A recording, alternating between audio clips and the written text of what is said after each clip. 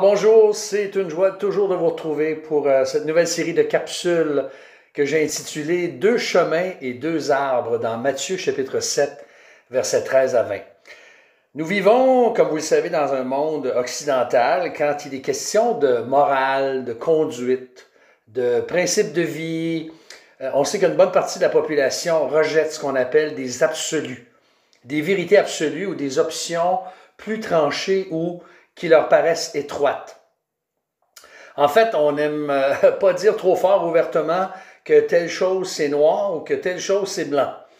On pourrait dire autrement, en fait, que plusieurs aiment ce qu'on pourrait appeler l'ambiguïté morale. On vit dans un monde où tout est relatif. Alors, selon ce genre d'idée, on sait que tout est bon, tout est vrai pour celui qui y croit. Mais en fin de compte, tout est en fait ambigu. Si c'est bon pour toi, puis que tu ne trouves pas la paix sociale, c'est acceptable. Et on peut certainement dire que dans le monde actuel, il existe un dédain pour tous les absolus, pour des vérités qui nous remettent en question.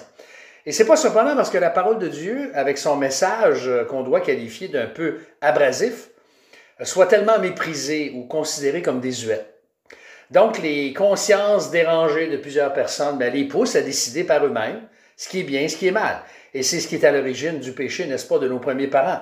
Ils ont choisi par eux-mêmes ce qui était bien et ce qui est mal. Mais pourtant, la parole de Dieu contient des absolus. Et c'est notre sujet aujourd'hui et dans les prochaines capsules. Peu importe le genre littéraire que vous regardez dans l'Écriture, qu'il s'agisse des psaumes, des proverbes, des prophètes, des évangiles, des épîtres et même l'Apocalypse, bien sûr, eh bien, tous ces livres contiennent des absolus. Et ces vérités, en fait, nous montrent que notre besoin de sainteté, de rechercher le bien, de rechercher l'absolu, de rechercher la perfection, même si on ne peut pas l'atteindre ici. Et dans un monde, justement, d'ambiguïté morale, eh bien, nous avons même besoin de ces absolus pour protéger la sainteté de Dieu, pour mieux comprendre l'éternité, le jugement, ainsi de suite.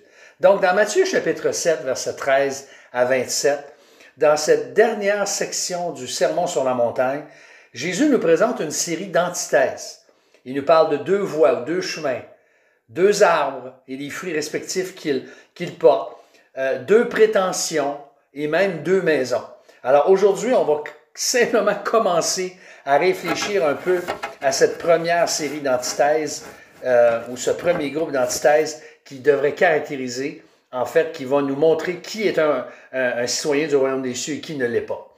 Alors dans Matthieu 7, 13, voici ce que Jésus dit. « Entrez par la porte étroite, car large est la porte et spacieux est le chemin qui mène à la perdition. Et il y en a beaucoup qui entrent par là, mais étroite est la porte et resserré le chemin qui mène à la vie, et il y en a peu qui le trouvent. » Alors, il y a deux chemins possibles pour un être humain. Un qui conduit à la vie ou l'autre qui conduit à la mort. C'est comme le psaume 1 le résume très bien. Il y a le chemin des pécheurs puis la voie des justes. Il n'y a pas deux voies avec une troisième au centre qui est modérée, de centre-gauche ou de centre-droite, comme en politique, pour accommoder un peu la première voie ou un peu la deuxième. Non. Le choix se fait dans cette vie et non après la mort. Et Jésus nous invite à entrer par ce premier chemin dont l'issue est la vie, alors que la deuxième voie a pour issue la mort éternelle.